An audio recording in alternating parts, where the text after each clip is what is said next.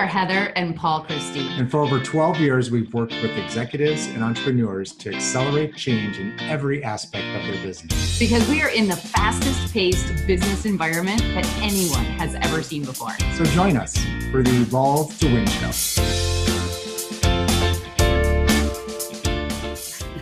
And welcome to another Evolve to Win show with Heather and Paul. I'm Paul. Hi, I'm Heather, and we're super excited to have with us today Melinda Marcus. Welcome, Melinda. Hey, Melinda. Hey, great to see you guys. Thank you so much for joining us on our show. We really appreciate it. Yeah, so we have been chomping at the bit to get Melinda on this show because she is a known expert in the science of influence. And this Evolve to Win show is being brought to you because we want to really help you in leading change, which is all about influencing change. So when I met Melinda actually at a CSP conference for the National Speakers Association. What the heck is a CSP? Yeah. The CSP is Certified Speaking Professional, and that's a very fancy way of saying that Melinda is a very, very, in a very exclusive group as a paid professional speaker. So that is the designation, that's the highest designation awarded by the National Speakers Association. So I met her in Chicago last year. So it's the SEAL Team 6 of speakers, right? Yes, SEAL Team 6 of speakers. That's the perfect way of saying it. I don't know if you are aware of this, but only 12% of speakers globally get the CSP. So it is quite an exclusive that you and I are in. Yeah, it is. It's a huge honor. And so I was thrilled when I met Melinda. I was just asking her question after question because this is her expertise, okay? Yeah. Her expertise is a combination of really what's tested and proven in psychology, body language, and messaging. So said another way, Melinda can read your body language and know exactly what's going on behind the scenes. That's why I haven't moved one bit other than smile. There are times where I've walked in and I'm not joking. There was a conference room full of executives and as a joke, they all had bags over their head. Oh my gosh. Okay. So for our listeners, here's something interesting. We have many people who are just listening to this podcast by audio. And then some, of course, are going to be watching it on the Wooditch Network.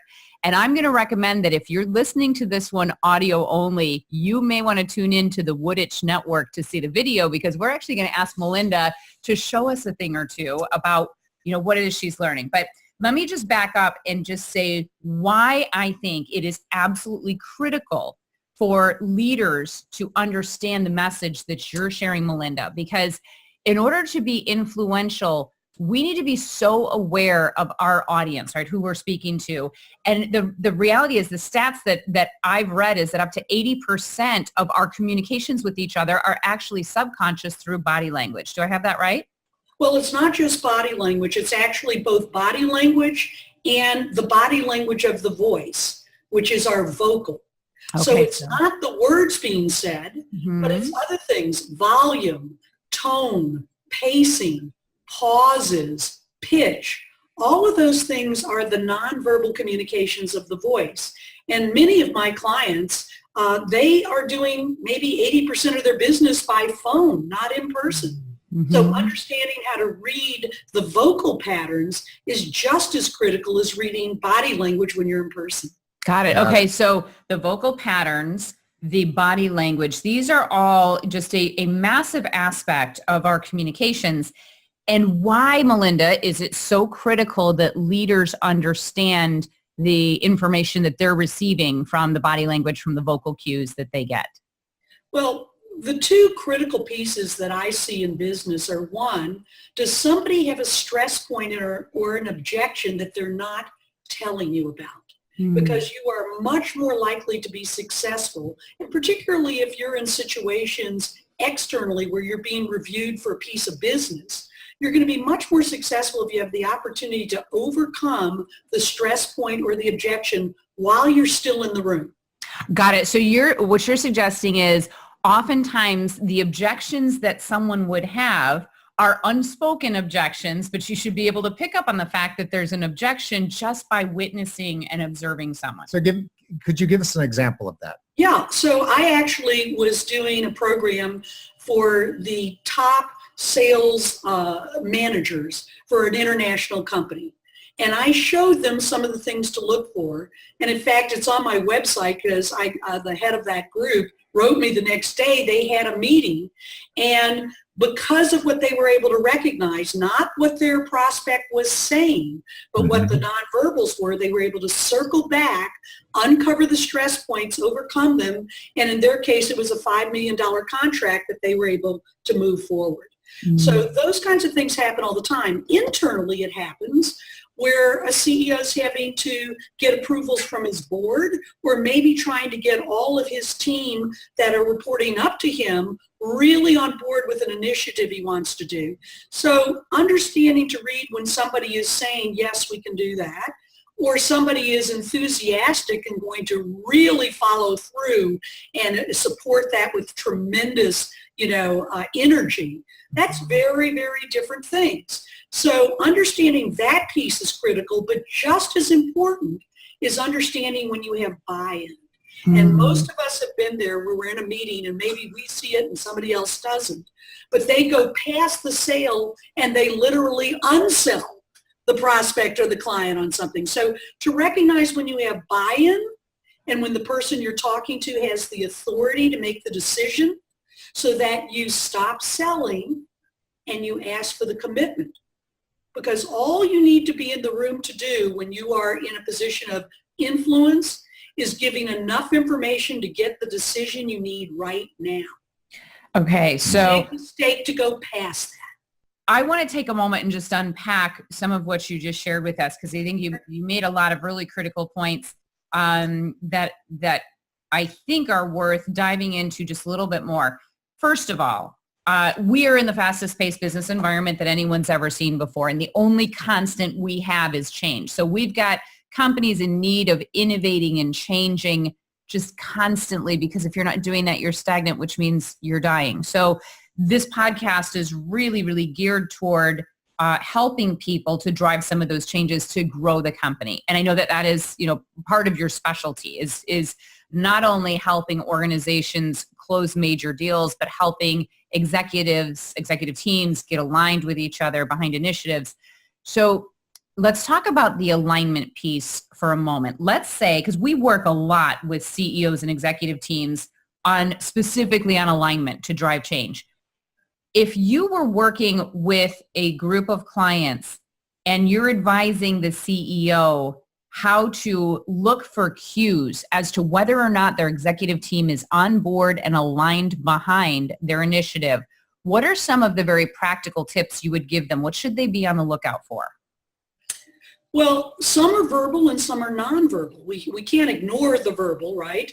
Sometimes one of the things we're looking for is alignment between the nonverbal behavior and the verbal behavior. Okay. So, for example, if someone was to say to you, Heather and Paul, I am 100% behind this, okay? That verbal is giving you a big, strong thing. And I should see the same nonverbals of confidence when they're telling you that. So, Heather, you're not aware of this, but while you've been talking, often you're doing what we call steepling, okay? Yes. And that shows you have high confidence. Now, it may be like this. Okay. When you've been making a strong point, you've had this. Another way that you make a strong point is palm facing down.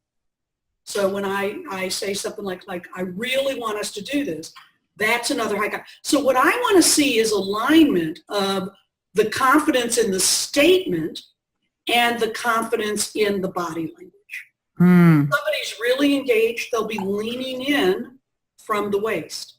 So I want to look at those kind of things versus, as I mentioned my initiative, if you see this, see how I'm suddenly, I'm really behind that. All right, now I'm back here. I'm not here. So incongruent, when you're going backwards and you're saying I'm in, you're showing I'm not in, I'm moving away. Like physically I'm moving away from you. Yeah, but isn't that subconscious? Don't we as human beings just pick that up just from our everyday? I mean, isn't that kind of how we've evolved throughout the process? I mean, we see that. I see somebody backing off. That makes me subconsciously understand that maybe I'm being too forceful or they're not accepting of that. So how much of it is innate and how much of it is learned or that we need to become more aware of? Okay, so great point, Paul. It's all innate.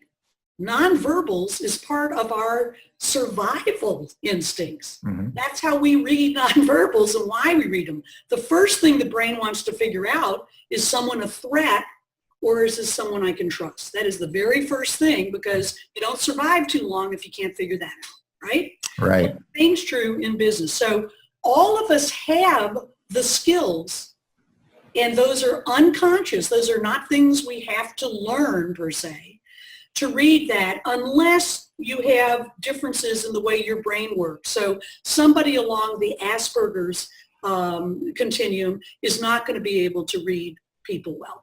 But most of us can read. The question is, are we tuned into that or are we tuned into what we're saying? Mm-hmm. And often what I see, even in very, very successful executives, is they're so focused on what I want to deliver at this meeting, they're not really being responsive to how are people reacting to this. Mm-hmm. The other thing I want to caution on is sometimes a lean back is, all right, I'm not as engaged with you. Sometimes it's that, you know what, my back's hurting me. So we can't make the assumption that it always means the same thing. And that's why what I always instruct people to do is if you see the lean back when you're mentioning, let's just say timeline on a project, then I would change the subject to something that's very engaging to me. See if you can get me back in. And you talk about something that I'm excited about and now circle back to the timing and see, do I once again, when you talk about timing, I'm back. Now, if you do that 2 times and 3 times for sure, you know, okay, the issue here is timing. Then I might ask a question. I might say something like, Heather, we've covered a couple of things here. Tell me a little bit about what you like about what we've talked about and anything that you have a concern about. Okay, so now you may say, well, you know, Melinda, I'm really excited about what you can do for us in terms of these programs on influence, but you know, the timing you mentioned actually doesn't quite work with where our need is. We need you to come 2 weeks earlier. Is that possible? But you might not say that to me otherwise, either out of politeness, out of not wanting to be confrontational, out of, well, I'm talking to 2 other groups. Maybe they can do it 2 weeks earlier. I'll just go with one of them. Got it. That's why it's so critical for me to find out what the situation is while I'm in the room in case it's something that I can work with you on, and that will increase dramatically my ability to win the contract. So this made me just think of, does it have a lot to do with, because we're talking about engagement as well. So getting somebody engaged. So if somebody sits back, how do you get them re-engaged? And is it part of it getting out of your head and getting into your heart, getting to the emotional, connecting with a person emotionally? We just were at the Florida Speakers Association and we had Kelly Swanson, who was storytelling, and we did a Facebook Live on storytelling, and that is all about connecting emotionally. So how much is it connecting emotionally, like that logic to emotion in what you're delivering, and can it be used to re-engage with people? So first of all, storytelling is one of the most effective ways to anchor points in emotions, which is the one way people can remember it. People do not really remember facts, but they do remember feelings. Okay. Mm-hmm. And the other piece you asked about is about, you know, the unconscious factors versus the conscious factors on where that is in the decision making. And what we know from the studies, and scientists now who are neuroscientists have MRI technology. So when they're asking you to make judgments and decisions, they see exactly what lights up in the brain first and where it goes. So we know it's all happening on an unconscious level, and then later being communicated to our frontal lobe where we have the conscious decisions. So we like to believe that we're making logical decisions, and we think we are because we are only aware of it once it's conscious. But we know from the studies that it's all being made first and much quicker on an unconscious level. And then there are things that we now know we can tap into that unconscious area, but it needs to be done in an ethical way, not in a manipulative way. Mm-hmm. So the way I always talk to clients about that is if you're offering something to someone and they say yes, who does it help? If it only helps you, that's probably manipulation and unethical. If it helps them and it helps you, then that's what we normally do in business. Every time you hire somebody or you contract with somebody, it's good for them because they're getting your contract. It's good for you because they are providing value. Mm-hmm.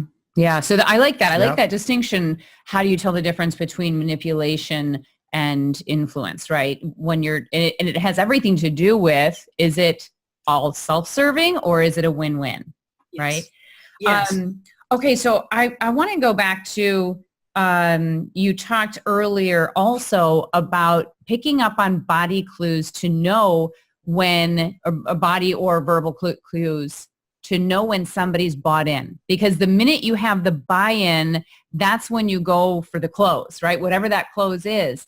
And you're suggesting though that if people don't pick up on those clues, that they will keep trying to sell and they could actually unsell themselves. Is that right?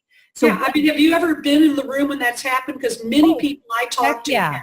Yeah. Yeah. I mean, I like to tell a story about one time when I was going to buy a car and I'd already done my research and I knew what kind of car I wanted. I knew what kind of car or what I wanted to pay for the car. I didn't even need a stinking test drive. And my sales guy did not pick up on the fact, and I don't know how I could have been more direct. I said, I want this car. I want to pay this much. Can you do it? Yes or no? Super simple. I'll be in, I'll be out. And then he asked for me to take the test drive. And I'm like, oh, well, I guess I can take the test drive. But then he starts telling me what's under the hood. And did you know this has a Mark Levinson stereo? I'm like, I don't know who Mark is and I don't care. And if you ever see me under a hood, we've got major problems. So please don't show me what's under the hood. Like, he didn't get that I was there and ready to write a check. I went and bought from another dealership because he could not just close the deal. So that's the most perfect example of somebody so focused on what they want to deliver in information, they are not reading the response they're getting from the very person who's the decision maker they need to influence. I could have been such an easy sale for this guy, but it was almost like he felt like he needed to do a lot more work to earn the sale. You know what I mean? Yeah.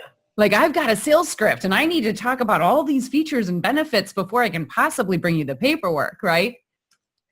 It's interesting that people, and I've coached people who have had this issue, they think a successful meeting is when they've said everything they plan to say to that client. Mm-hmm. And often that is not the case. Often it's that you have supplied them with enough information that there is dialogue and they get to drill down on what they are interested in, what they are not interested in.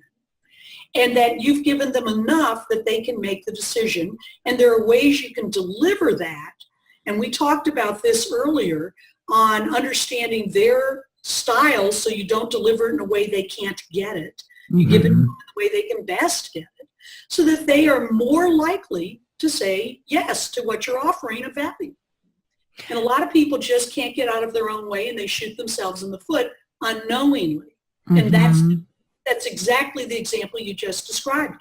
He probably left thinking, man, I got that. That was fantastic. I got her to do the test drive and look under the hood. Everything I wanted her to know, I had that happen.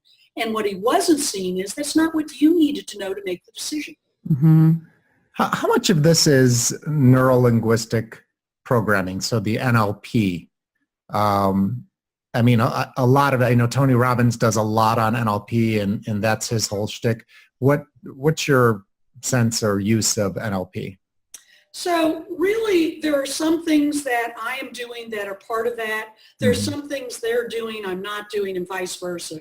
I really am looking specifically on those persuasive psychology studies that are specific to things that impact business people.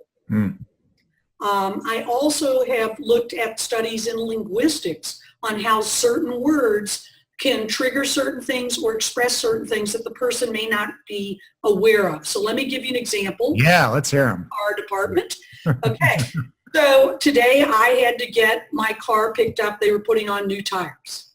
I knew I was meeting with you all, so I said, I have to have this by 11 a.m. Can you do it? The guy says, oh, yes, I will try and get that for you at 11. Well, the word try, as you know, is not a commitment. Right. Mm-hmm. So I also am hearing in his voice that he's gone up in pitch, which shows stress. So I said, are you going to try and do it, or can you commit that it will be done? Pause. Pause is telling me he's having to think. And after the pause, he said, we will have it by 11. And they did. Now, had I left it at, I'll try and have it by 11, there is a very good chance I would get there at 11 and it would not be ready. Right. Yeah. He had not made a real commitment. And had I not understand the nonverbals of his voice and of his verbal try versus I will, I might have missed that. So they're very subtle factors that influence very big decisions that happen in business. What did we hear with that? I don't know if it was from Melinda or not, but somebody said, like, if you're in line and you want to get to the front of the line, all you need to do is ask somebody and tell them, use the one word. The reason is because, the word because will, I don't know, initiate something in people's brains where they say, oh, this is a reason that matters to them. So they'll usually let you go in line. I've never tried it before. Have you? I haven't, but I don't know if I have or not. But are you familiar? We saw this on a documentary or TED Talk or something. So actually, you saw it on an interview of me. it was right, your interview. yeah. Okay. I was interviewed on a news show, and Yeah. I talked about that study that was done. That, again, it's not 100%. Nothing in persuasive psychology is 100%. It just dramatically increases your chances. I think using the word because may increase your chances by 3 times that they will say yes. So that was an interview that I did with a reporter. So because is a trigger word, and in the unconscious, it's beating that as there's a really good reason for this. So in the study, which was done on somebody needing to make copies, so there were a line of people with a copier machine. And so they did it where the person would break in line to say, hey, excuse me, can I get ahead of you? Because I have a tight deadline on getting these copies made. Okay, so people, would let them in. And then when they changed it to not a good reason, like, hey, I'm sorry, can I get in here? I have to, because I have to make copies. Well, everybody in the line has to make copies. Right. And yet, they still had a majority of the people that let them in. So that piece was tested in that way. And where it applies to business is when you're talking to somebody who's a client or a prospect, or even an employee or a board member, where you're trying to get them on board, you might think of where can I use my sentence structure where I get a because in, because then I will be more likely to get their buy-in and support on it. Okay. Love it. I do remember that it was a copy machine study. And so I'm so glad to know that you're the one who did that interview. So I want to wrap up by asking you to share with us if there were one tip that you could give to leaders to help them to increase their influence, what would that be? I would say, and I actually give a whole program on this, adjust to them and you'll both win. Mm-hmm. So you have to be able to understand quickly how this person needs to take in information and deliver it in the way they want to get it versus the way you normally give it. And just like gifts, we all tend to give the gift we want to get, but it may not be a good matchup for that person. Mm-hmm. It's a real gift when you communicate to somebody in the style they want to get it in. Mm-hmm. And that's where I see a lot of executives are so focused on what they want to tell somebody, and they do it in the way that makes sense to them, but that may not be the most important factors to the person they're talking to. So that adjust to them and you both win because they will give you the greatest consideration And if you really have something of value, which I'm assuming you do, then they will get something that really can help them, whereas otherwise they may not recognize it. And so that means that the person who is communicating needs to really identify the person who they're communicating with and needs to figure out what they need. And that's something that this is where you and I cross over. You know, we both train on this same concept, which is, as Tony Alessandra calls it, he calls it the platinum rule, which is treat others the way they want to be treated, instead of the golden rule, which is treat others the way you want to be treated. Yes. So it is something that we wholeheartedly support and believe that it is the number one key to influence, right? Yes. So Melinda, it's been really great being able to talk with you and learn a little bit more about what you do, how you do it, how you work with your clients. I'd love to just ask you one last question that Wait we a minute, asked. I have something too. Okay, you better hurry though. We're on a tight time frame. I know. You Well, remember she said, we're can good. we get this done by I know. Well, let me 1:30? talk so we can Go. get this thing Go, done. go, go. Yeah, we're good. I don't have a stopwatch on it. Go There's ahead. there's a lot of TEDx out there that are good and some are not that great. But you know, Melinda, I watched yours today. I'd watched it before too. It's really good. It's about 18 minutes long, but it's packed with content, and that's what I love when I'm watching a TEDx. That it's just good stories, good examples, and just good content that you can use. So I highly recommend to anybody that's going on there, just look up Melinda Marcus, and you will you'll get a great TEDx. Yeah, maybe we can just link to that in our we'll show link to notes. it. Yeah, we'll link in our show And then notes. also, could you just just tell us a little bit about the book that you are writing? Oh, yes. that you'll I'm release this super year? excited about the book that's coming out. So I'm working on a book. I'm hopefully going to have it done in the next couple of months. And it's called Read the Room. So that's what really we're talking about.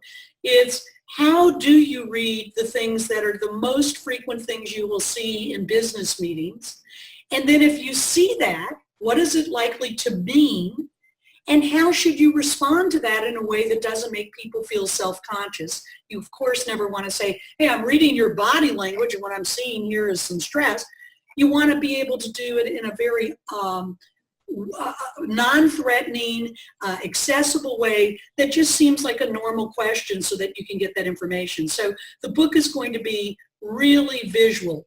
Unlike most books that are on this topic, it's not going to have a lot of words. It's going to have a lot of pictures and diagrams, so anybody could read it in probably 30 minutes to an hour.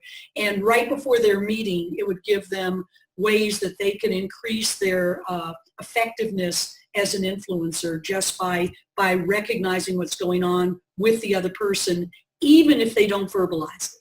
Awesome. Can you give us one example? So we're headed into a leadership training this afternoon with a group of about 35 executives. Mm-hmm. Give me one example of something that I'm on the lookout for and what I would do if I found it. Okay, How do I read the so room? one thing that you'll see sometimes is where somebody will have a disconnect between what they're saying and what they're showing, correct? Yes. So what we want to do is identify those. One might be where somebody says to you, let me think for a second. Somebody says to you, and this is hard to do because of how we're set up, but somebody says to you, their hands are on the table. Mm-hmm. Somebody tells you as you're talking about the initiative that you want them to lead, so pretend my hands are on a table now, and as they're talking and as you're talking about it, the hands retreat and the hands disappear under the table. Okay. Okay, that's showing that they have an issue there. So they may be saying, okay, Heather, Paul, love the initiative, definitely want to do that. But what you're seeing is as they're talking, and particularly as you're talking about what you're going to do, the hands start retreating, come down, and disappear. Interesting. And then what do you do when you witness that as a So leader? then I always look at, my philosophy is ask another question. Okay. So what I might do rather than plowing through with everything I plan to say is I would stop and I might say, hey, Paul, as we're talking about this program that you're going to be trying to work with your group and push down for everyone to use, tell me a little bit about how you think that might work for you. How will you implement that? What is there anything that you don't feel good about on that? Is there anything we can support you on? So, I might ask a series of questions depending on what kind of information you give me when I talk about those things, because you don't want anybody to feel picked on. I wouldn't ask all three in a row. I might just ask them about the how can we support you, or how do you see you could do that, or what ways do you think that might help your team if we were to make that happen. So I would just get him to talk a little bit, and then sometimes he may say, you know what, 2 years ago we did a program just like this and we didn't see anything off of it. So that's why I'm just not that excited about going down that road again. But we'll uncover that so that then you all are in a position to say, oh, okay, so it didn't work when you did something similar. Tell me about that program, because we may be doing something that's actually not the same as that program. It may sound the same on the surface, but let's look at how maybe this is different and may have more success. So, those are the things that are just critical. And in a meeting, if he's particularly in a group and there's people above him at the table, he's not going to voice that unless we bring his voice out. Got it. And we know that there is a large percentage of people who will not just offer their opinions. If they have one of the more reserved behavioral styles, you really have to learn how to become masterful at asking the right questions. So a lot of the body language, vocal cues that you're getting, you really teach people how to follow up from those, how to then go in and ask the right question to draw out whatever that objection is so that you can overcome and move forward. So it's kind of, how you're beating down that resistance by really recognizing there's something you want to say and you're not saying it. And it's really critical, again, to create it in a safe space so someone doesn't feel criticized or watched, right? So I was just with a CEO the other day who is very interested in this topic, and he was saying that he just saw research that one of the most critical things in terms of retention and people at your business has to do with, have you created a psychologically safe space? And so I feel the same thing is true in a meeting. So it's very, very important that as you're observing nonverbals, you're not like doing this kind of thing. Yeah. You're actually being, you're looking away, you're coming back, you're being very natural, and you're creating questions to follow up that are supportive, natural, interested in what they have to say questions versus, why are your arms folded? That's not going to help. Yeah. And if people want to know more, you had asked me this before we started. If they want to just test how their skills are, their natural skills, and how in tune they are, if they go to my site, which is influenceadvisors.com, there's a little test. It says test your influence. Just 10 questions. It takes probably 2 minutes. And they can get instant results to show them common things, not only on reading others, but what they should do, for example, if they're in an interview like this. Okay, good. I like that. And after this session, we're going to go in and test our influence. Let's see how that works. Yeah, I love it. So, Melinda, thank you so much for being with us on the Evolve to Win show today. We could talk to you for hours and just, I am so interested in this topic, and I love really getting insight, deeper levels of insight into how the subconscious minds are communicating with each other. So I'm kind of a geek when it comes to that type of study. But so it's just fascinating. I think it's very useful, very practical for leaders out there, knowing that it is our role as leaders to really be effective at influencing change, to have some of these tools in your arsenal. Most people, I think, and I think you agree with me on this, is that most people are so consumed with their presentation, their program, what they want to say, they're not using their audience really as a mirror to reflect how it's coming across, right? I couldn't agree more. You and I are both passionate on this, and it sounds like, Paul, you are too. So I love when we have these kinds of exchanges. There's one other piece I want to be sure and include. Because people tend to be so focused on what they are going to present, they also tend to not be aware of their own body language. Mm-hmm. And so a lot of the consulting I do with top leaders, and I'd say that when I see people, I'm talking about heads of Fortune 100 companies presenting, often they are not aware that they're showing negative body language and stress. And it's likely to be stress over the presenting, right? Not that they don't have confidence in their material, but the unconscious minds of their audience could be misreading it as he doesn't really believe in what he's saying, or he doesn't feel really confident about that or knowledgeable about that, which is a wrong read. But if you don't understand how to use your own body language in a positive way, you're also missing a lot of opportunities. And particularly that's a good point. On camera, they're actually stressed about being on camera. About the camera, yes. Not their expertise, they're like, but to viewers, they're not thinking about that. They're just seeing somebody that doesn't quite look comfortable. Yeah. So that's why those areas of understanding how you are presenting and also what kind of response you're getting are critical to your success. And what can you give us? I keep saying, like, show me what we're doing. I know. Can you tell us one thing to be aware of as a presenter that shows that you're in some way stressed or lack confidence? What would show up there? Okay, so I have to stand for this. Let's see. I may have to move back. Okay. All right. The number one thing you'll see a lot of times in photographs, but certainly when people come up on stage and they're waiting to come up or they're talking, is this. Now, our eyes are trained to go where the hands are. We call this a fig leaf. Guess why? I think I can guess. Can you? So you'll see that now that I've mentioned it to you a lot. Yeah. So that is the unconscious mind protecting the most vulnerable area. And people are not even aware they're doing that. And so I want to make a little distinction between unconscious and subconscious because we've used both words. Yeah. Unconscious, we have no awareness. Subconscious, we can bring that awareness forward. We are aware of it. Like I may go, gee, I get a bad feeling from that somebody. Oh, I know what it is.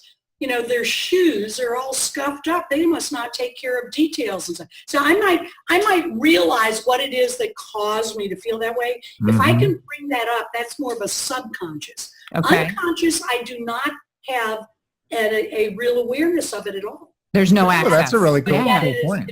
Yeah. How did I go my entire life not knowing those distinctions? I know. The two, huh? This is why this show is so much fun. We get to learn every single time we do one of these shows. Well, my advantage is I was raised in a home where my dad is a psychoanalyst.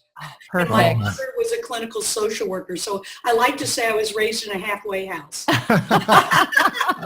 You got the benefit of all that training from a very young age. Very early age. Well, I don't doubt that has something to do with how unbelievably successful you are. It's been so great getting to know you and getting to learn more about, what you speak and train and coach people on.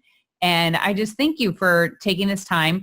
If you want to get in touch with Melinda, she gave you her website already, which we'll include, but it's www.influenceadvisors.com. So reach out there, take that influence test, see how you're doing. And we will all be on the lookout for your book, hopefully that comes out this year. I can't wait to get my hands on that and learn more for myself. So thanks for showing us some of the verbal cues, some of the vocal cues.